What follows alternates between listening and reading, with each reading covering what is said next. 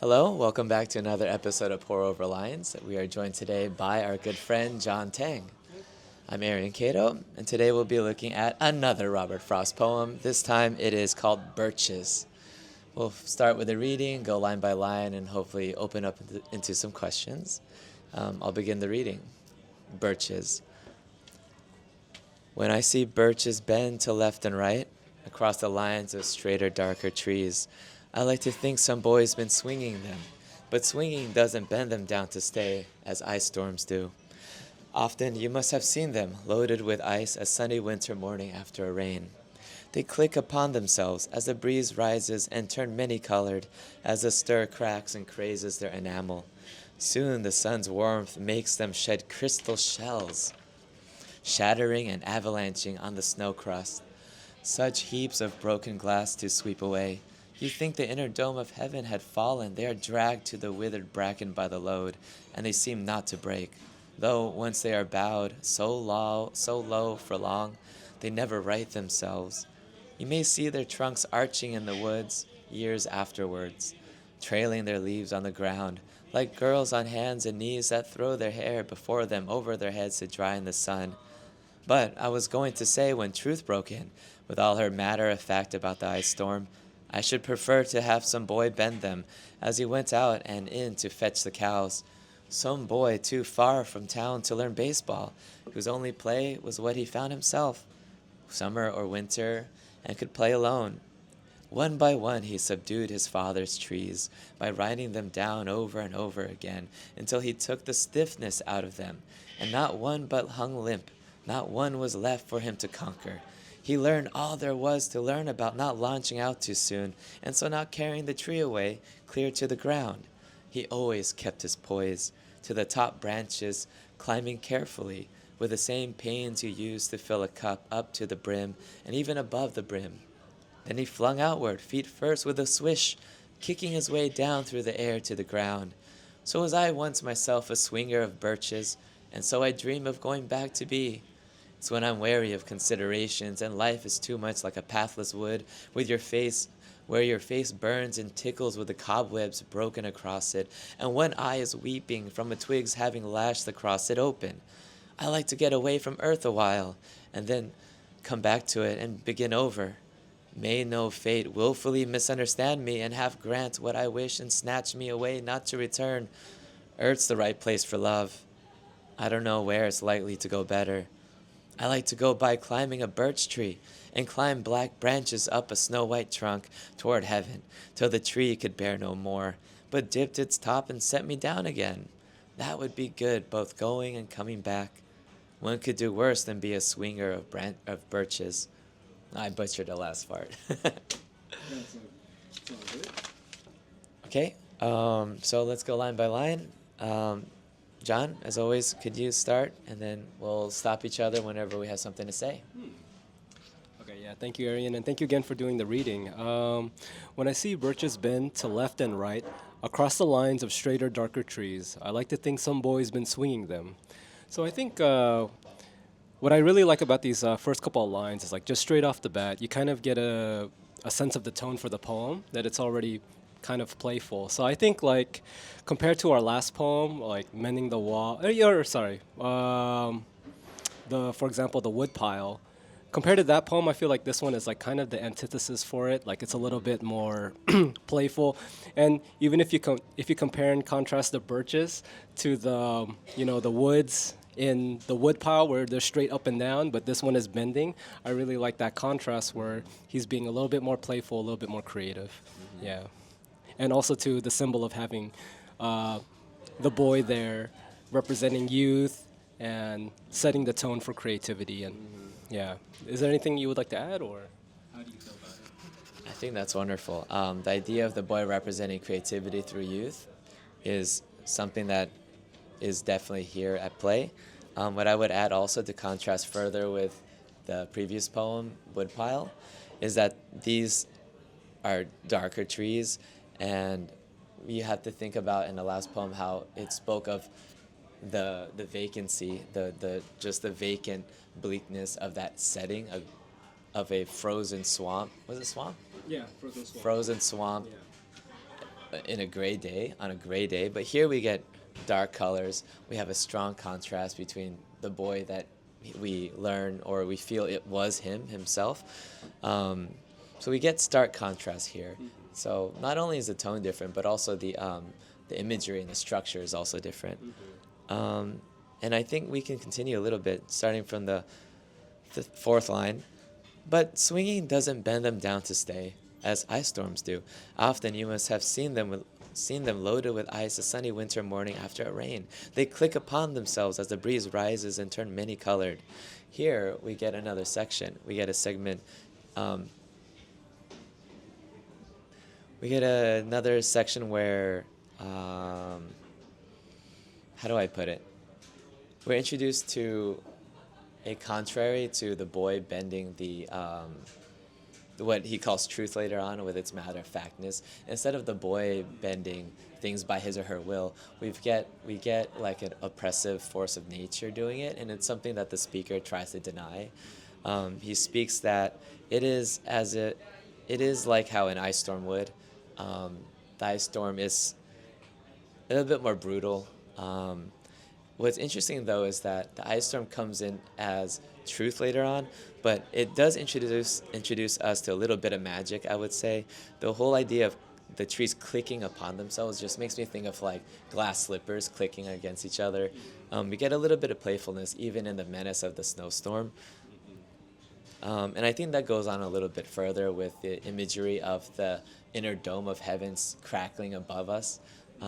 So with the torment of nature and the will to deny it, we do still get a little bit of magic from it as well. Do you have anything to say about this segment? Yeah. If I could just add one more thing, especially when I contrast it to the woodpile, I get this, like in a woodpile or maybe through all his poetry, it's kind of like he talks about nature as like a force of law, and where it's kind of an immovable force. But here, like the part that I like is that he's a little bit playful, like as you mentioned. And if I could just pull out one authorial choice that he uses is a diacope. So he writes it right here. They click upon themselves as the breeze rises and turn many-colored, as their stir cracks and crazes their enamel. So the diacope with like as and and that kind of like repetition kind of makes it kind of have that playful tone. And I take that playful tone as like mocking nature. And also too like the hyperbole that you mentioned with calling it dome of heaven had fallen. I also take that as like mocking nature and just kind of being playful with the force of law. And we also saw that in Mending the Wall too, where he's talking about you kind of need to play with the stones. When you play with the material, you kind of have agency over it. And so I'm kind of noticing a motif throughout all his poetry. Yeah. Should I read the next lines, or is there anything you would like to add? Okay, great. So I'll start with like that, the repetition. They click upon themselves as the breeze rises and turn many-colored, as the stir cracks and crazes their enamel. Soon the sun's warmth makes them shed crystal shells, shattering and avalanching on the snow crusts, such heaps of broken glass to sweep away. You'd think the inner dome of heaven had fallen. And so we talked about the heaven had fallen already a little bit and talking about the playfulness, but was there anything you would like to add, or? No, I think the way you put it as... Oh, sorry. No, I think the way that you described nature as a law of nature and how we're mocking it is kind of epitomized here with the whole realm of divine law coming down around us. So I think that was a good summary. That's a good line to focus on, and that's how you could read that really well. Do you mind if I read the next few lines? Yeah, okay. please. They are dragged to the withered bracken by the load, and they seem not to break. Though once they are bowed so low for long, they never right themselves. You may see their trunks arching in the woods years afterwards, trailing their leaves on the ground like girls on hands and knees that throw their hair before them over their heads to dry in the sun. I'm not sure what to make of that last part, but the description of the trees that never right themselves after having been bowed for so long, you have a sense that the trees represent convention or how we come to be. that the trees are a stand-in for ourselves, that being a bender of trees is also being a bender of ourselves, that in a way we can go against convention if it bows us for too long, so we don't grow into too much of an elderly, unable to right ourselves and walk upright again.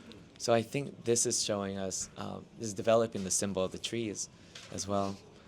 Do you have anything to add? Yeah, and to piggyback what you were talking about, like, well, how to make up that last line? I think the line is like girls on hands and knees that throw their hair before. That throw their hair before them over their heads to dry in the sun.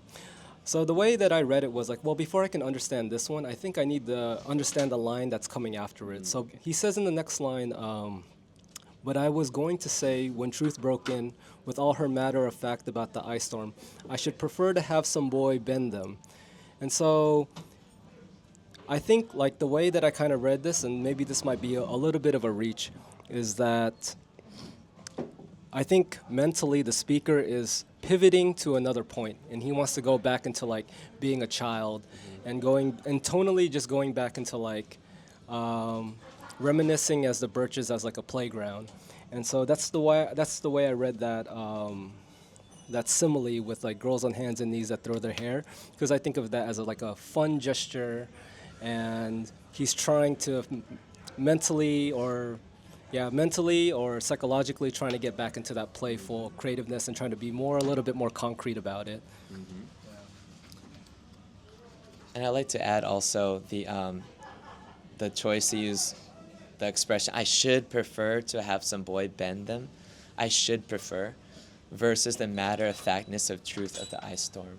So if we're talking about like creativity, we're also talking about how how humans are able to artificially just change the world to their liking, to bend things. And the ice storm is something that just falls from above. We've got this whole vision of this verticality of transgressing upwards versus like succumbing to the gravity of conventions. Against the fall of the glass of the inner dome of heaven and the fall of the snowstorm, we have a man who does not want to yield because he still has a memory of what it was like to be a creative youth. And later on in the end of the poem, he decides to climb up towards it. He prefers to climb up towards the heaven on his own will, but still let fate not deceive us or be deceived. He does return. He does want to return as well. Do you mind if I read the next few lines? Yeah, please. Okay. I should prefer to have some boy bend them as he went out and in to fetch the cows, some boy too far from town to learn baseball, whose only play was what he found himself, summer or winter, and could play alone. Just really quickly, this is a wonderful backdrop, and it just makes me think of how much he is pining and regretting and ruing about perhaps his own past, that maybe he was too much of a city person. He himself was in the town, and he wishes he had more time to be alone, because we learn later that one of the reasons for his ruing is that there's too much of a pathless wood in the future. And then here, when you're playing, the path lays itself out, as we were talking about, or maybe I was talking about in another episode, or we were talking about. Can we play? Can we play without having to heed kind of the needs of others? And here you get an older man wishing he could, again, be a bender of birches. But anyways, do you have something to add, or do you want to just read the next lines? Or yeah, if I could just also add that throughout the poem, or at least towards the latter half of the poem, that he begins to praises nature. So for example, so he does say that here, but later in the poem he also says, may no fate willfully misunderstand me, and half grant what I wish and snatch me away, not to return. Earth is the right place for love. So in this part, connected to the boy, is that in the end he is praising nature as a playground for the human spirit. Mm-hmm. And I just wanted to add that. So should I go on to the next part? Yes, please go ahead. Let's see. One by one he subdued. Oh, thank you. One by one, he subdued his father's trees by writing them down over and over again until he took the stiffness out of them. And not one, but hung limp, and not one was left for him to conquer. So what I like about this section right here is that he's talking about the imagination, and the metaphysics. So, for example, when he says, until he took the stiffness out of them, one thing that I like that you mentioned was that maybe this relates to us as people. As we grow old, we get stiffer, and then it's hard for us to move. And so I think right here he's talking to, maybe he might be warning the people that, hey, we need to also continue to keep moving, continue to be creative. And also too, if I can add, the hyperbole in the word conquer, and that, or I don't know if that's a hyperbole, but that figurative language with the word conquer, as although it's riding on a birch might be a small thing, conquering it is what makes it, that's what makes life full of zest and worth living. Yeah. So. Also, the vocabulary of conquer does move us forward, or reminds us that at the end of it, he speaks of the pathless wood.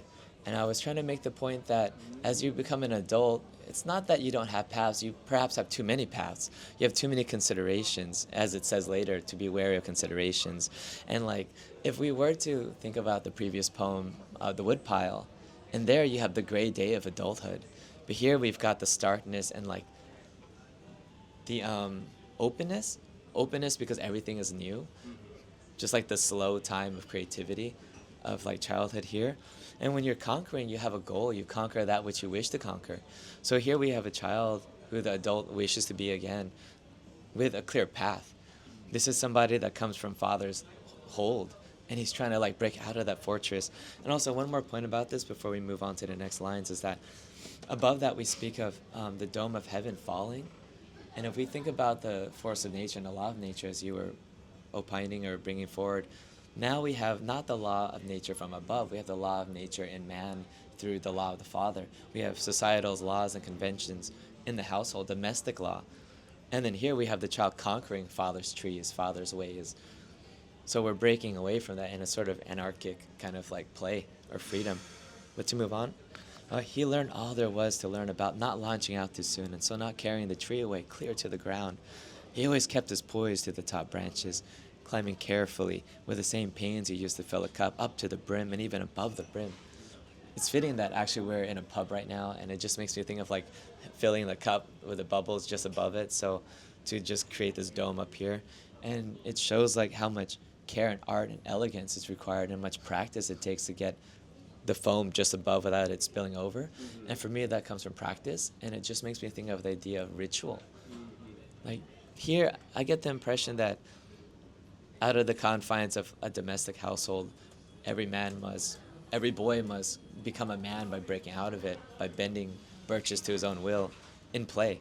But here we see kind of the mode that can be performed in a culturally acceptable way. Rituals and like pouring drinks for people. So I think it's not total anarchy. It's creativity with creation also. But anyways, do you have anything to add, or you could just read on? Well, if I could just add to it, like, and this might be an alternative reading. My reading of it was that it was kind of, he was portraying youth. And with youth, there's this tendency to go beyond. There's a tendency to, like, put yourself in a precarious situation like Icarus. Although this might not be referring to Icarus, but it has that kind of same tone where the youth can be dangerous. But as this boy is doing, he's climbing carefully with the same pains you use to fill a cup to the brim, like trying to do your best and going as far as you can with your imagination. And that's my reading of this kind of section, kind of portraying the youth. Yeah. And to go on to the next part, which also just describes joy, is when he says, then he flung outward, feet first, with a swish, kicking his way down through the air to the ground. It just reminds me of that image of like when you're a child and you're going down a slide, and that nature and your nature, or maybe even your environment, is a playground. It just depends what your mind wants to do with it. And so, yeah, that's what I get out of this this little section of the poem. Yeah. I don't have anything to add, but I'll just read on. We can discuss that part. Yeah. So was I once myself a swinger of birches, and so I dream of going back to be.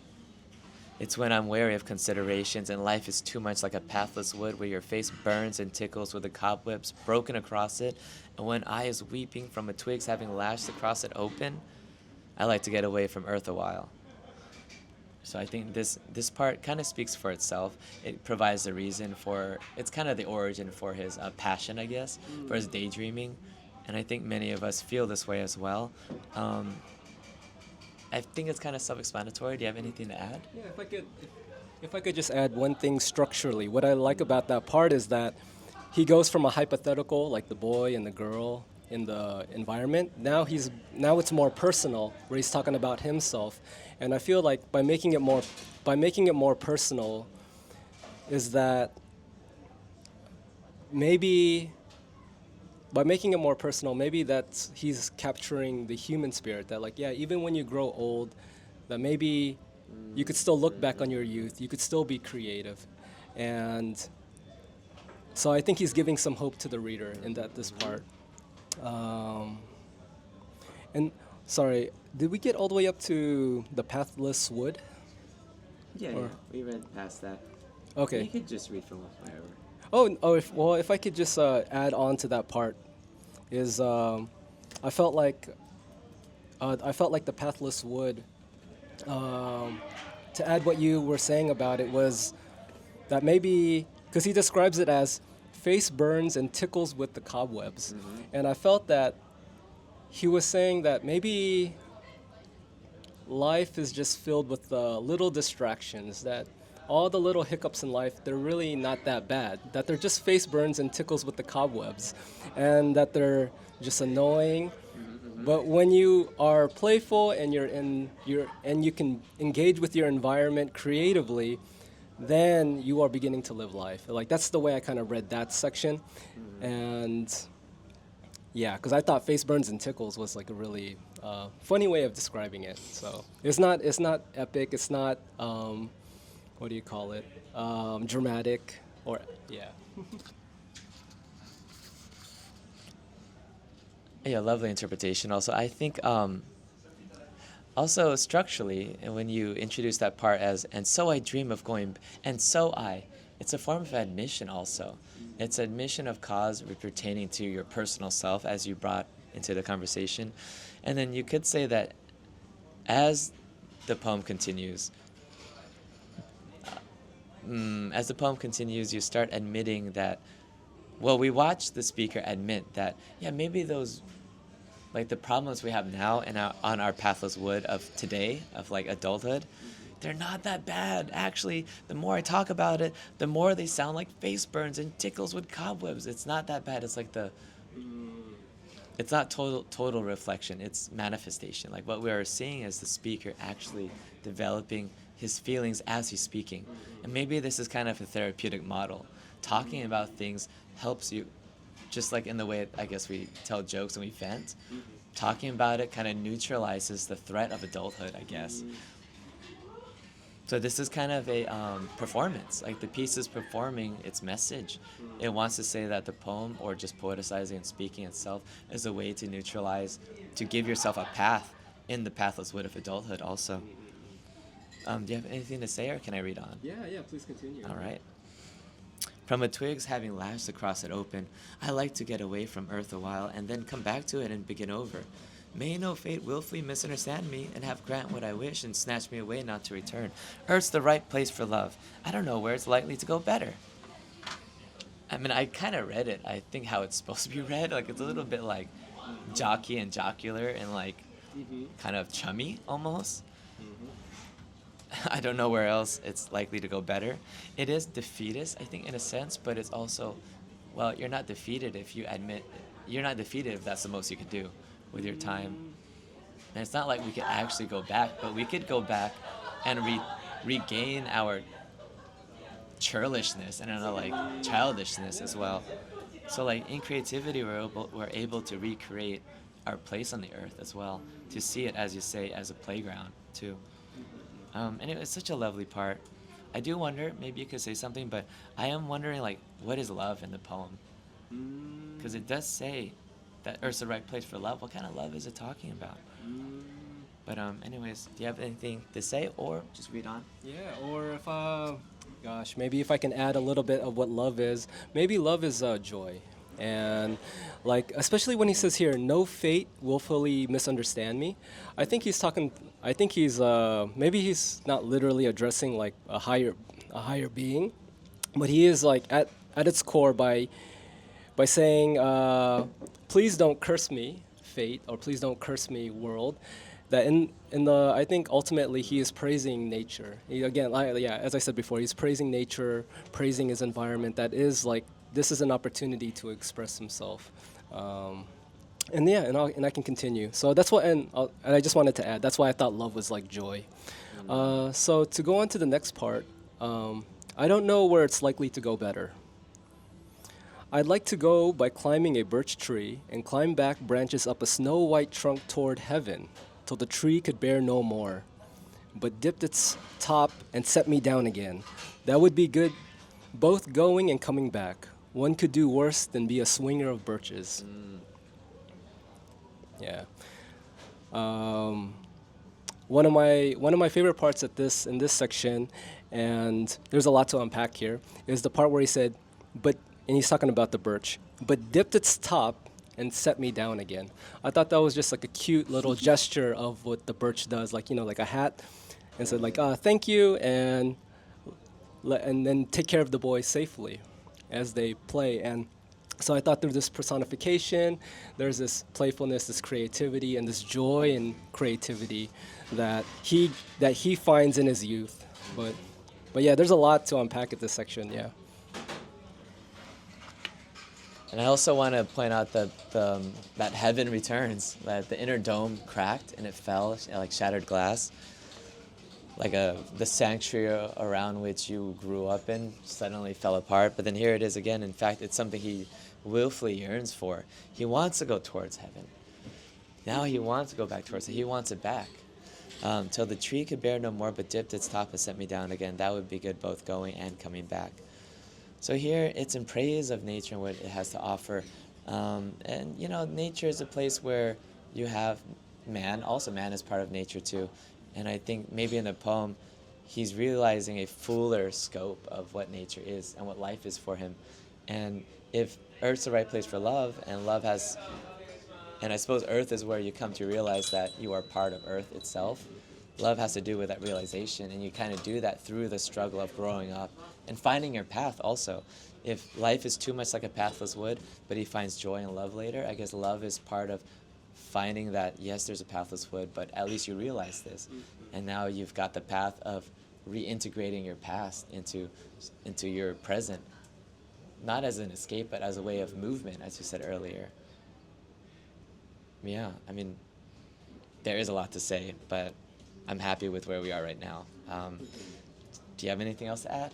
Yeah, if I could, and if I could just add a little bit of mythology here or religion here. So he mentions throughout the poem like heaven, and there's heaven, and then he has the children there, and he's talking about being playful. So like when I see that kind of tone and that reoccurrence happen throughout the poem, it makes me read Snow White just a little bit differently. Like I read Snow White in the as a reference to Snow White and the Seven Dwarfs, as in I wonder if it is. I wonder if like my ideas could be of a reach. But I thought like when I thought of Snow White in that way, I thought of it as praise and and praise for like nature and saying that it's beautiful. And so I just want to add a little bit of that mythology and a little bit of that. And I think honestly, maybe I wonder if mythology and legends are part of, part of youth, part of being a child, part of like the creative energy. So. Oh, that's lovely. I didn't think about any way to like interpret that line, but it did make me make another note in my head or notice something, and climb black branches up a snow white trunk. You get a mixture of both. I mean, it's not that you separate one part from the other. Being an adult is like realizing that you have a past and you admit the past and you kind of you take it and you hone it.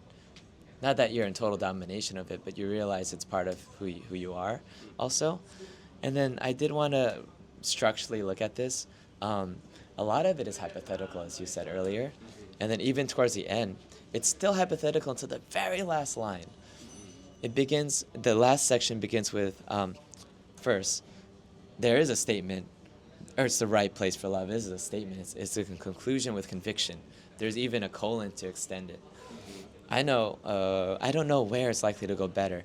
An admission of negativity. I don't know where else. Let's settle for this. As I said, a sort of defeatism. But then it goes on, hypothetically, I'd like to go back. It's subjunctive. This is all internal. And then it goes on and on. Second to last line, that would be good. Again, subjunctive, hypothetical. But in the end, we return to a conclusion. One could do worse than be a swinger of branches. So he concludes, and there's no more wishing.